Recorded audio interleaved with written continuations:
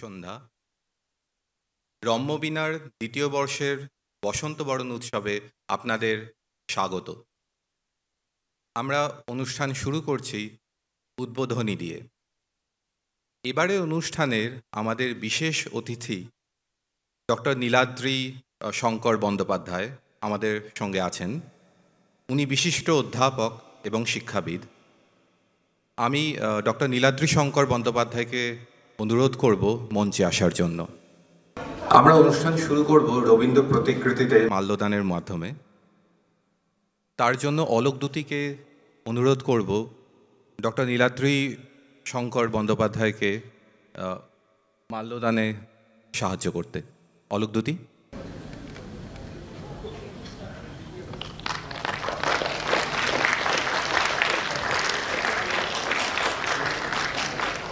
আমরা অনুষ্ঠান শুরু করব উদ্বোধনী সঙ্গীতের মাধ্যমে।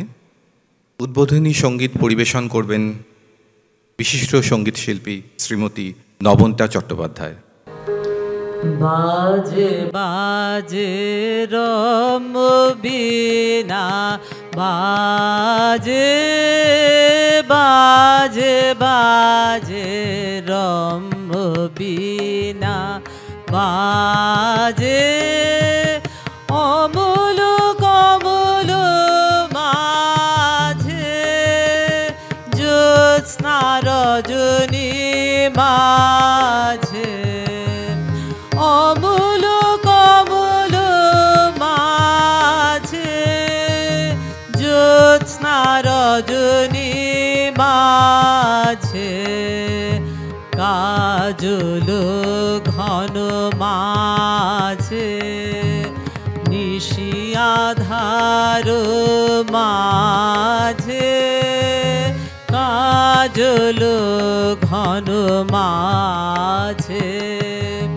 নিশি আধার মাঝে, কুসুম সুরভি মাঝে বিনুরনন শুনি যে, কুসুম সুরভি মাঝে বিনুরনন শুনি যে, প্রেমে প্রেমে বাজে, প্রেমে প্রেমে বাজে, নাচে নাচে রম্যতালে, নাচে নাচে নাচে রম্যতালে, নাচে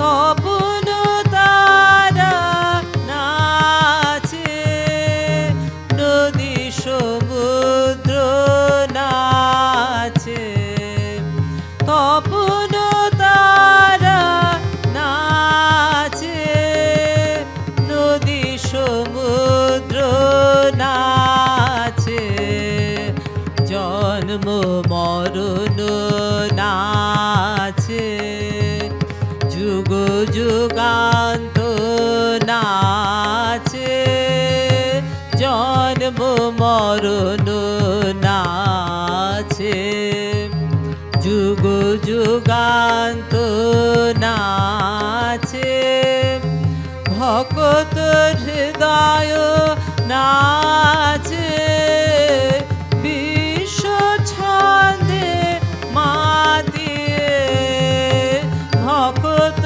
হৃদয় নাচে, বিশ্ব ছন্দে মাতিয়ে, প্রেমে প্রেমে নাচে, প্রেমে প্রেমে নাচে, সাজে সাজে রম্যবেশে, সাজে সাজে সাজে রম্যবেশে, সাজে নীল অমর সাজে, উষা সন্ধ্যা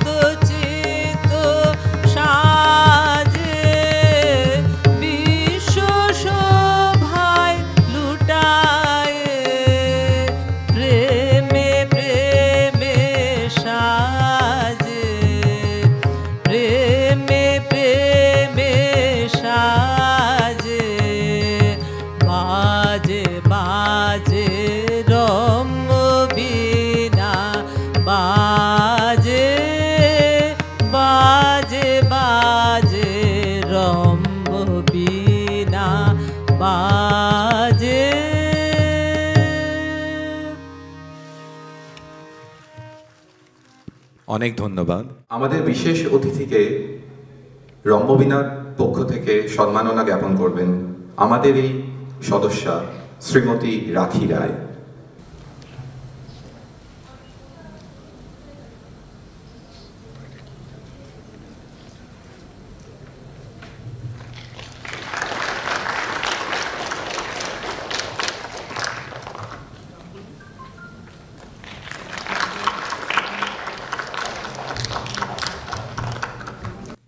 এবার আমরা আমাদের বিশেষ অতিথি ডক্টর নীলাদ্রি শঙ্কর বন্দ্যোপাধ্যায় মহাশয়কে অনুরোধ করব তার কিছু বক্তব্য রাখার জন্য। ডক্টর বন্দ্যোপাধ্যায়। নমস্কার সকলকে। মানে নাচ গান দেখতে এসেই বলবো, নৃত্যনাট্য দেখতে এসে বক্তৃতা শোনার দেবার বা শোনার অবকাশ খুব কমই থাকে, এবং যারা দর্শক রয়েছেন, শ্রোতাও রয়েছেন, রবীন্দ্রসঙ্গীত রবীন্দ্রনাট্যে এই দুটোরই প্রয়োজন হয়। আমি তাদের বেশি বিলম্বিত করব না বলার জন্যে, মানে বেশি বলবো না। আবার বহু সময় আর কি যখন কীর্তনের আসর হতো তখন ওই বাড়িতে কীর্তনটা চালিয়ে যেতে বলতো আর কি। রান্নাবান্না হয়নি, আচ্ছা আমাদের তেমনি কুশীলবরা প্রস্তুত হয়েছে কিনা জানি না, আচ্ছা আরেকটু আপনি বলুন আর কি, এরকম হয় অনেক সময় আর কি। আসলে আজকে দুটো তিনটে জিনিস জোড়া আছে, একটা হলো বসন্ত বরণ, তারপরে হলো সাপমোচন নৃত্যনাট্যের পরিবেশনা। এই দুটোকে একটু মেলানোর ব্যাপারে একটু চিন্তা করছিলাম যে কিভাবে দুটোকে মেলানো যায়। মানে সাপমোচন নৃত্যনাট্যের বিষয়টা পূর্ণ বসন্তের না, বসন্তের সঙ্গে একটা সংযোগ তো বের করতে হবে তার আর কি। প্রথমেই বলবো যে আর এক মহাকবির নাম করে শুরু করব তার বক্তব্য রেখে, যে রাজশেখর বলে আমাদের এখানে একজন আলংকারিক ছিলেন, তার কাব্যমীমাংসা বলে একটি গ্রন্থ আছে। তিনি বলছেন সেখানে সংস্কৃতে লেখা যে অঙ্গুলি গণনাতে মহাকবি কারা আসেন না, বাল্মীকি রামায়ণ লিখেছেন, বেদব্যাস মহাভারত লিখেছেন, আর কালিদাস। তখন পর্যন্ত এই তিনজনের নাম করে বলছেন, মানে আর কোনো চতুর্থ কোনো নামের কথা তিনি অঙ্গুলি আর সরছেন আর কি, তিনি বলছেন এরকম কোনো কবি আসেননি তখনও পর্যন্ত। এবং আমি মানে আমার নিজের যে ধারণা, আমার যেটুকু পড়াশুনো, সংস্কৃত ভাষাতে প্রচুর লেখা হয় যে কালিদাসের পরও, মানে কালিদাসকে যদি গুপ্ত যুগে ধরা হয়, তারপরে 1000 বছর অন্তত সগৌরবে সংস্কৃত ভাষাতে সাহিত্য রচনা হয়েছে, কিন্তু কালিদাসের মতো কবি আর সৃষ্টি হয়নি। কবিরা সৃষ্টি হয়েছেন, অনেকেই নামকরা কবি, ভবভূতি এসছেন, মানে ভবভূতির নামই বিশেষভাবে উল্লেখযোগ্য করতে হয়, আর কিছু কিছু এসছেন, কিন্তু এটা ঠিকই যে কালিদাসের সেই মহিমাকে, সৃষ্টিকে অতিক্রম কেউ করে যাননি। মানে অনেক দেরি করে শুরু করলেও কালিদাসকে মোটামুটি গুপ্তকালের পরে, মানে খ্রিস্টীয় 3য় শতাব্দীর পরে আর তাকে রাখা যায় না আর কি, তার আগেই কালিদাস আবির্ভূত হয়েছিলেন। তা কালিদাসের ঋতুসংহার বলে একটি কালিদাসের নামে চলে, এবং বলা হয় যে ওটাই তার প্রথম লেখা। মানে যারা সমালোচকরা বলেন এটা তেমন কিছু লেখা না, কালিদাসের প্রতিভা আসেনি, তা সেখানে একদম গ্রীষ্ম বর্ণনা থেকে বসন্ত বর্ণনা পর্যন্ত আছে।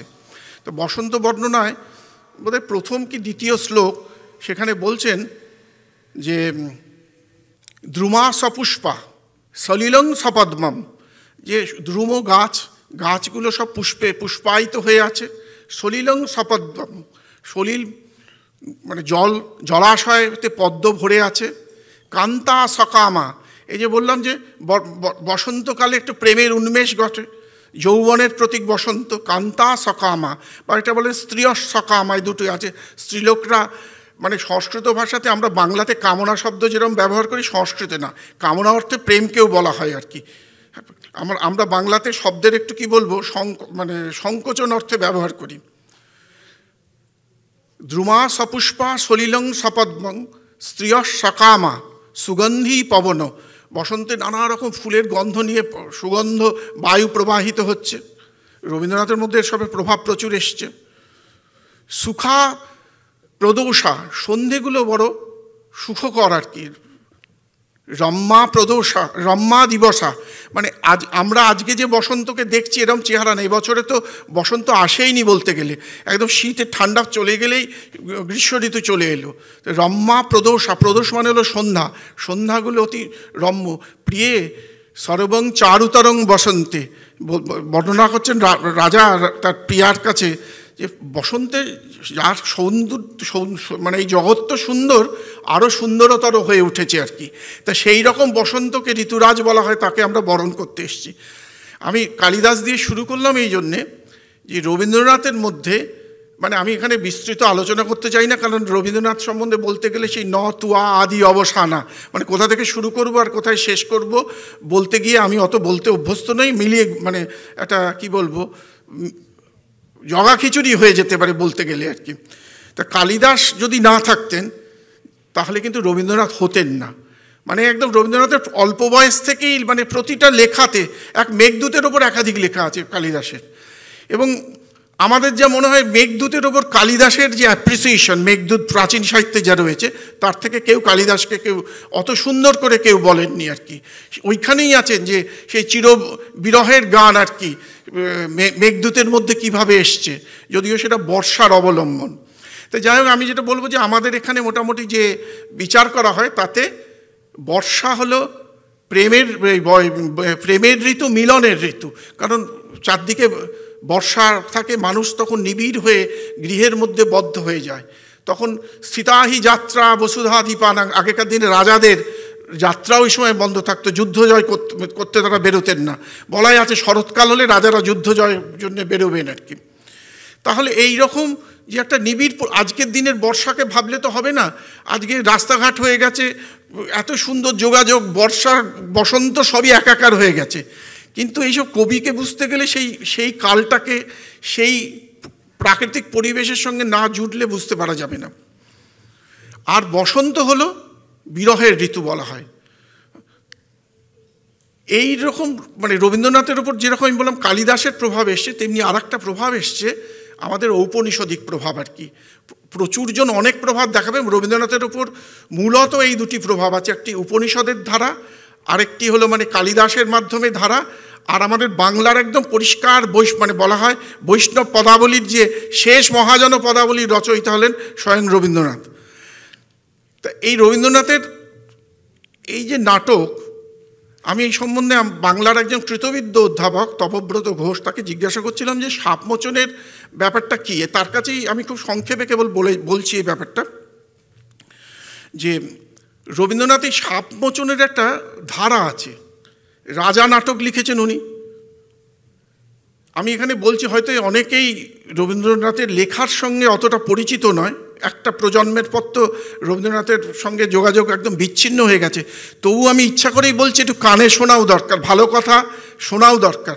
আমরা যখন ক্লাসে পড়াতাম আমি বলতাম এই কথা যে বাবার সম্পত্তি যেরকম ছেলেরা পায় উত্তরাধিকার সূত্রে, তেমনি আমরা যারা বাংলা ভাষায় কথা বলি, রবীন্দ্রনাথ হলো আমাদের সম্পদ, আমাদের ভাষার। এর থেকে রবীন্দ্রনাথকে অতিক্রম করে যাবার মতো অবস্থা এখনো হয়নি। অতএব এই সম্পদকে যদি আমরা আমাদের নতুন প্রজন্মের কাছে না পৌঁছতে পারি, এটা আমাদের ব্যর্থতা। এবং আমাদের নতুন প্রজন্ম যদি রবীন্দ্রনাথ চর্চা না করে, রবীন্দ্রনাথকে না বোঝে, তারা বঞ্চিত হবে একদম। এ কথা মানে আমি বিশ্বাস করি, বলবো এই কথা। এই দুই ধারাতে রবীন্দ্রনাথ এসছেন, তার সঙ্গে ইউরোপীয় ধারাতে এসছেন, প্রকাশভঙ্গি পাল্টেছেন, রোম্যান্টিসিজম এসছে, এগুলো তো রয়েছে। হ্যাঁ, যে কথা বলছিলাম যে রবীন্দ্রনাথ 1910 সালে লিখেছেন রাজা, তারপরে 1920 সালে লিখেছেন অরূপ রতন। এই ঠিক ধারাটা একই রকম, এই রকম অন্ধকারের মধ্যে দেখা, তাকে দেখা যাচ্ছে না। এবং 1930 সালে বিশ্বভারতীতে উনি এই বিশ্বভারতীর 70 বছর পূর্তি উপলক্ষে পুনশ্চ গ্রন্থে একটা গদ্যাকারে সাপমোচনের মানে কি বলবো কথ্য নাটিকা প্রথম অভিনীত হয়। এবং পরবর্তীকালে উনি 34 সালে সাপমোচন একদম পরিপূর্ণ মানে যে গীতিনাট্যের যে রূপ পাওয়া আছে, নৃত্যনাট্যের রূপ পাওয়া গেছে, এটা পাওয়া গেছে। এখন আমি মানে এদের কাছে অনুরোধ করব যে অন্তত দর্শকদের কাছে সাপমোচনের গল্পটা বলে দিই। গল্প বলে দিলে এগুলো তো এখনকার দিনের এই জাতীয় মানে কি বলবো সিনেমা নয়, যে গল্প বলে দিলে নষ্ট হয়ে যাবে। রামায়ণ মহাভারত লোকে জানতো, কিন্তু কথক ঠাকুরদারকে সর্বত্র বারবার এক গল্প বলতো। শ্রীমদ্ ভাগবতের বারবার করে লোকে শুনতো, কৃষ্ণলীলা শুনতো আমাদের দেশে। তেমনি সাপমোচনের গল্পটা বড় নয়, এটাকে কেন্দ্র করে যে মনোভাব, যে অভিব্যক্তি ঘটেছে সেটাই বড়। যে একজন কুরূপকে, তথা আপাত কুরূপ, যে তাকে কীরকমভাবে ভালোবাসা দিয়ে, ওই রূপে তোমায় ভোলাবো না, ভালোবাসায় ভোলাবো, এই গানগুলো আসবে ওখানে। রবীন্দ্রনাথের এইটাই বড়, মানে কি বলবো, সবসময় এটা প্রকাশ করেছেন। মানে এখানে দুটো তিনটে বাইরের প্রভাব যে নেই বলা যায় না। বিউটি অ্যান্ড দ্য বিস্ট, এই জার্মান উপকথার একটা প্রভাব হয়তো বলা যেতে পারে, হতে পারে, যে আপাতত যাকে বিস্ট বলে মনে হয়েছে তার মধ্যে সেই সৌন্দর্যকে বের করে আনা। তেমনি আমাদের দেশে যে ব্যাঙ রাজপুত্রের গল্প হয়, যে রাজপুত্র ব্যাঙের মধ্যে ব্যাঙ রাজপুত্র, মানে আপাত দৃষ্টিতে যে চেহারাটা দেখা যাচ্ছে সেটা নয়। এবং এর থেকে তো সত্য জীবনে কিছু নেই। আমরা এই যে প্রতিটা মানুষ, আমি আপনি সকলে বসে আছি, এই যে মস্তিষ্কে কি চক্র চলেছে, চিত্তবৃত্তিতে কি প্রবাহ চলেছে, কেউ দ্বিতীয়জন জানতে পারে না। হ্যাঁ, আমরা বলি স্বামী স্ত্রী এক, তাও না। যতক্ষণ আমরা একটি মানুষের কাছে প্রবেশ করতে পারি তখনই যাকে আমরা ভালোবাসতে পারি আর কি। ভালো না বাসলে কোনো মানুষের সঙ্গে প্রকাশ, মানে মানুষকে বোঝা যায় না এবং মানুষ নিজেকে প্রকাশ করে না। রবীন্দ্রনাথ এটাই বারবার বোঝাতে চেয়েছেন যে আপাত, এবং যে রূপের যে মোহ তাকে অস্বীকার করেননি, কিন্তু সেটাকে অতিক্রম করে যাওয়া। প্রথমে যে রাজা নাটকে, সেখানে কিন্তু তিনি নায়িকা যে সুরঙ্গমা, সুদর্শনা আছে, সুরঙ্গমা আছে, নায়িকা সেখানে কিন্তু বিবাহিত নারী। অরূপরতনে এসছে সেই নারী কিন্তু কুমারী। আর এইখানে এসছে যে রাজা বিবাহ করে তাকে নিজের বাড়িতে নিয়ে এসছেন। এইখানে এই যে পরিবর্তন, প্রত্যেকটা জায়গায় প্রথম রাজাকে তিনি দেখা দিচ্ছেন না, কারণ সহ্য করতে পারবে না। কিন্তু যিনি রাজা, তার হৃদয়বত্তা এত গভীর, মানে এ রাজা তো এরকম আমাদের, মানে কি বলবো, শাসক রাজা নয়, প্রজাকুলের রাজা না, তিনি হলেন হৃদয়ের রাজা। মানে এই রাজা, রবীন্দ্রনাথের এই জাতীয় যে অরুণেশ্বরের যে চরিত্রটা এসছে, মানে বলতে গেলে রবীন্দ্রনাথের সর্বত্র এই চরিত্র এসছে। এবং এইটা রবীন্দ্রনাথ মোটামুটি পেয়েছেন, বৌদ্ধ জাতক থেকে এই কাহিনীগুলো পেয়েছেন রবীন্দ্রনাথ যখন পদ্মার তীরে ছিন্নপত্রাবলিতে আছে ঘুরছেন, তখন উনি history of Nepal, Buddhist literature নিয়ে ঘোরাফেরা করতেন, পড়াশুনো করছেন। কুশ জাতক থেকে এই গল্পটা নিয়েছেন। রবীন্দ্রনাথের একাধিক অবদান শতক থেকে নেওয়া, মালিনী নিয়েছেন উনি, রবীন্দ্রনাথের কাহিনী, চন্নালিকা নিয়েছেন, এগুলো সবই বৌদ্ধ জাতক থেকে নিয়েছেন এবং কিছু তার মতো কবিতার নিজের মতো করে পরিবর্তন করেছেন আর কি, মানে নিজের মতো করে সৃষ্টি করেছেন সেখানে রবীন্দ্রনাথকে এই যে সৃষ্টি, আমি বললাম রবীন্দ্রনাথের যারা গোড়া পড়েছে, সেখানে গোড়াতে চরিত্র হলো পরেশবাবুর চরিত্র। না, শেষের কবিতাতে পরেশবাবু আছে, আর গোড়াতে সুচরিতার বাবার নাম কি মনে আছে? তা সেইখানে ওই একই একটা, মানে এমন একটা করে চরিত্র এঁকেছেন যে চরিত্রটা ঠিক সাধারণ মানুষের মতো না। তিনি সহজে বিচলিত হন না, তিনি কারোর উপর ক্রোধ করেন না, এরকম একটা চরিত্র উনি সর্বত্র এসছেন। এবং এই রাজার চরিত্র রবীন্দ্রনাথের সবেতে এসছে, ফাল্গুনী নাটকে এসছে, তারপরে আমাদের শারদোৎসবে এসছে, রাজা বেরিয়ে এসছেন। তো রবীন্দ্রনাথ এই রাজার, ওইখানে রাজাকে দেখিয়েছেন, কিন্তু এইখানে রবীন্দ্রনাথ মানে রাজা, বিশ্ব রাজা এবং কি বলবো হৃদয় রাজা, এই যে একাকার করেছেন আর কি। যেমন বিধাতাকে বুঝতে যেমন তাকে কষ্ট করতে হয়, তপস্যা করতে হয়, তেমনি যিনি ভালোবাসাকে পেতে গেলে এই আপাত দৃষ্টির যে এই যে চেহারা, রূপ, একে অতিক্রম করে আমাদের যেতে হবে। কারণ রবীন্দ্রনাথ যেখানে আমাদের ফাল্গুনী নাটকে, ফাল্গুনীতে ওখানে আছে, ওখানে যাকে বলছে অন্ধ চন্দ্রহাস, বলছেন চোখের আলোয় দেখেছিলেন চোখের বাহিরে, অন্তরে আজ দেখব যখন আলোক নাহিরে। এই যে রাজা নাটক থেকে শুরু করে অচলায়তন হয়ে সাপমোচনে যে এসছে, এটা একটা উত্তরণ হয়েছে। এটা কিন্তু সেই চোখের আলোয় দেখা নয়, অন্তরের আলোতে দেখা। এবং আমরা প্রত্যেকেই সার্থক হব সেই অন্তরের আলোতে যদি দেখতে পারি। আমি আবার বলছি, এখানে একটা অগ্নিকাণ্ডের ব্যাপার আছে সাপমোচনে, এটা একটু খেয়াল করে শুনবেন আপনারা।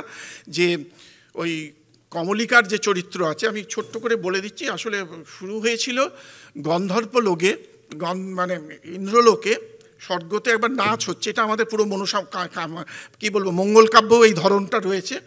তা সুরসেন তিনি মৃদঙ্গ বাজাচ্ছেন, আর তার পত্নী বা তার প্রেমিক প্রেয়সী সূর্য রবীন্দ্রনাথের ভাষাতেই বলবো সূর্য প্রদক্ষিণ করতে গেছেন।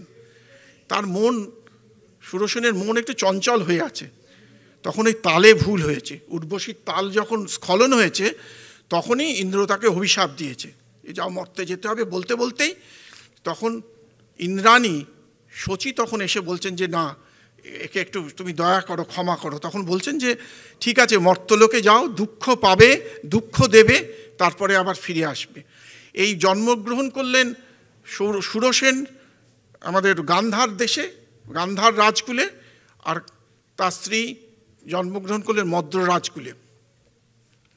এবং এইভাবে কাহিনী চলছে। ওইখানে ওই যে একজন জন্মালেন কমলিকা রূপে, আর ওর নাম হলো অরুণেশ্বর। হ্যাঁ, তারপরে যাই হোক, এই কাহিনী তো নৃত্যনাট্যে আপনারা বুঝতে পারবেন। ওইখানে একটা অগ্নিসংযোগের কাহিনী আছে। ওইখানে ওই এর বাবাকে আর কি, কমলিকার বাবার কাহিনী আছে, যে তাকে মানে কমলিকা যখন রাজাকে না, মানে রাজা অন্ধকারে দেখা দেন না, অন্ধকারের মধ্যে আছে, উনি ছেড়ে চলে গিয়েছিলেন। সেই তখন তার পিতৃরাজ্য আক্রমণ করেছিল। তখন সেই আক্রমণের ফলে তখন সেই বিপদে পড়ে সেই রাজাকে আহ্বান করছে আর কি, রাজা ছাড়া কে বাঁচাবে তাকে। এইগুলো সব এক এক করে জোড়ানো আছে এখানে। এবং রবীন্দ্রনাথের নাটক, রবীন্দ্রনাথের গান তো বোঝানোর প্রশ্নই নিয়ে, যে টিকা টিপ্পণী করে বোঝানো, এ প্রত্যেকে নিজের নিজের মতো করে বুঝবে, কোনো কার সাধ্য আছে তাকে বোঝার আর কি। মানে অপারে কাব্য সংসারে কবিরে এক প্রজাপতি, এই যে অপার কাব্য সংসারে ব্রহ্মা যিনি এই সৃষ্টি করেছেন, আর আমাদের বাংলা ভাষাতে রবীন্দ্রনাথ, বেদব্যাস, বাল্মীকি এবং কালিদাসের পর বলবো আমরা এই ধারাটা পেয়েছি। এরপরে আর একটা এই ব্যাপারে উল্লেখ করব, যে আপনারা দেখবেন যে একজন জন্মেছে কোথায়, যে গান্ধার, মানে এখনকার কান্দাহার যেটা আফগানিস্তান, আর একজন মদ্র রাজকুলে জন্মেছেন, মানে পাঞ্জাবের ওখানটা মদ্রদেশ আর কি। আমাদের মাদ্রি যে ছিল, পাণ্ডুর পত্নী, দ্বিতীয় পত্নী যে ছিল, সে তখন মানে এলো মাদ্রি। আমাদের পটভূমিটা কোথায়? সারা ভারতবর্ষটা রবীন্দ্রনাথের পটভূমি ছিল। এটাও রবীন্দ্রনাথ করার জন্যে, মানে আজকে কিছু সনাতনপন্থী তারা ভারতবর্ষের একদম চিত্র দিচ্ছে, আর আমাদের কেউ কেউ বাংলাপন্থী বাংলার করছে। আসলে রবীন্দ্রনাথ যখন মহাজাতি সদন উদ্বোধন করছেন তখন বলছেন বাংলার বাহু ভারতের বাহুতে বলাধান করবে। অতএব বাংলা এবং ভারত এই দুটো অবিচ্ছেদ্য আমাদের সংস্কৃতির মধ্যে, আমাদের মধ্যে বাংলা এবং ভারত, ভারতীয় ধারা না থাকলে এই রবীন্দ্রনাথ কোথায়? মানে বাংলার কিছুই থাকতো না, অত বড় বৈষ্ণব সাহিত্য তাহলে বাংলাতে তৈরি হতো না। সব ধারাটা আমরা ওতপ্রোত জড়িত হয়ে আছি এই এর সঙ্গে। রবীন্দ্রনাথকে আমাদের পড়া দরকার, রবীন্দ্রনাথকে শোনা দরকার, এবং আমাদের পরবর্তী প্রজন্মের মধ্যে আমাদের জোর, মানে এটা কি ভালো জিনিসকে জোর করেও, মানে ওষুধের মতো আমাদের তাদের কাছে দরকার আর কি। কারণ এটার জন্যে দায়ী কিন্তু আমরাই মনে করি, যে আমাদের বাড়ির ছেলেপিলেরা যাদের বাড়িতে বাংলাকে যারা রক্ষা করেছিল সেই সব পরিবারের, তাদের ছেলেমেয়েরা আজকে ইংরেজি স্কুলে পড়ছে, এবং তারা উচ্চারণ করছে কি অক্ষয়, কি ভীমা, এরম করে উচ্চারণ করছে। আমার দুঃখ লাগে যখন আমাদের জাতীয় সঙ্গীত উচ্চারিত হয় জনগণ মনায়ধি নায়ক করে উচ্চারণ হয়, যে উচ্ছালা জালাধি তরঙ্গ, মানে মানেই বুঝতে পারে না তো কি বলবে এরা আর কি। আমরা বাঙালিরা কেন বলবো যে গঙ্গা যমুনা? আমরা যমুনা উচ্চারণ করব, আমাদের যেরকমভাবে আমাদের ভাষাতে হয়, কিন্তু আমরা পাল্টে যাচ্ছি, আমরা নিজেরা পরিবর্তন করছি, রবীন্দ্রনাথকে হারিয়ে ফেলছি, আমাদের গৌরববোধ নেই রবীন্দ্রনাথ সম্বন্ধে। যাই হোক, আমি আর বেশি বলবো না, অনেক কথাই বললাম। মানে আবার পরিশেষে আমার একটা ব্যক্তিগত কথা বলে চলে যাই, যখন আজকে আমাকে এতটা সুযোগ দিয়েছে এরা, তাদের ধন্যবাদ জানাই। মানে রবীন্দ্রনাথ, আমরা যে সময় জন্মেছি, আমাদের সৌভাগ্য, আমরা অসংখ্য ব্যক্তিকে দেখেছি যারা রবীন্দ্রনাথ এবং গান্ধীজিকে প্রত্যক্ষ দেখেছেন আর কি। মানে তারাই আলোচনা করতেন যে রবীন্দ্রনাথের সঙ্গে তাদের কি কথা হয়েছে, আমরা এটা পেয়েছি খুবই। মানে আমরা রবীন্দ্রনাথ মারা যাবার 12-13 বছরের মধ্যে জন্মেছি, শৈশব থেকে দেখেছি। এবং আমি বেশিরভাগ মানুষকেই দেখেছি যাদের 35-40 বছর তখন হয়ে গেছে, রবীন্দ্রনাথের এবং গান্ধীজির কথা বলতে তাদের চোখ দিয়ে জল পড়তো। এ কোনো মানে একদম সে ভেতর থেকে বেরিয়ে আসতো এটা। অতএব, এবং আমার বাবাকে দেখেছি যখন তিনি বলতেন যে শান্তিনিকেতনে রবীন্দ্রনাথকে যখন প্রথম দেখতে গিয়েছেন, এমএ পড়তেন তখন, বলছেন আমি দেখে কথা বলবো কি, বলছেন এ পার্থ আমার আজীবনের বিস্ময়, যে আমার চোখ গলা বন্ধ হয়ে গেছে, চোখ দিয়ে জল পড়ছে। তা আমি আবার বলবো যে আজকে রবীন্দ্র নৃত্যনাট্য পরিবেশনার কালে আমি সকলকে অনুরোধ করব যে এইটা আমরা যেন না হারাই আর কি, এই উত্তরাধিকারকে না হারাই। এই বলে কবিগুরুকে প্রণাম করি। ঋতুরাজ বসন্তের যিনি মানে কবি তো বলেছেন বসন্তে বসন্তে কবি তোমার কবিরে দাও ডাক। হ্যাঁ, তা সেই কবিকে আবার আমরা এই বসন্তে ডেকেছি, তাকে মানে প্রণামটা তো মনে হচ্ছে ওনাকেই জানাবো। এই ভাষা যা বলি রবীন্দ্রনাথের জন্যই বলতে পারি মনে হয় আর কি। যা কিছু ভালো আমাদের আজকে, বিদ্যাসাগর ভাষাটা তৈরি করেছিলেন, প্রাণ দিয়েছিলেন, কিন্তু এই ভাষাকে মানে কি বলবো, রবীন্দ্রনাথ না থাকলে বাংলা এত চিন্তার বাহক হতে পারতো না। মানে যারা রবীন্দ্রনাথের নতুন প্রজন্মকে বলা দরকার, রবীন্দ্রনাথের যে পরিমাণ প্রবন্ধ আছে, মানে তাতে কী জাতীয় আজকে ঠিকই আমি বলবো যে মানে সেই প্রবন্ধগুলো পড়লে বোঝা যায় যে এটা ঠিকই যে রবীন্দ্রনাথের থেকে ভাষা এগিয়েছে, তার প্রিসিশন অন্যরকম হয়েছে, কিন্তু ওটাকে মানে আমাদের মাথায় করে এবং হৃদয়ে রাখা দরকার। এই অনুরোধ রেখে আমি সকলকে আবার নমস্কার জানিয়ে ধৈর্য ধরে আমার বক্তব্য শুনেছেন, আমার বক্তব্য শেষ করছি। অনেক ধন্যবাদ, অনেক ধন্যবাদ ডক্টর বন্দ্যোপাধ্যায়কে। আমরা চলে যাব সম্মাননা পর্বের দ্বিতীয় ভাগে। শ্রীমতী নবনীতা চট্টোপাধ্যায়কে সম্মাননার জন্য আমি অনুরোধ করব আমাদের সদস্যা শ্রী রাখি রায়কে মঞ্চে আসার জন্য।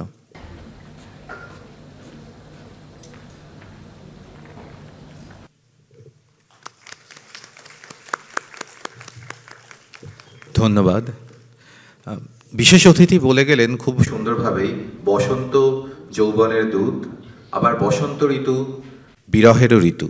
আমাদের মূল অনুষ্ঠান এবারের বসন্ত বরণ এই দুটি অভিব্যক্তির ওপরেই বাঁধা, যৌবন, প্রেম এবং বিরহ।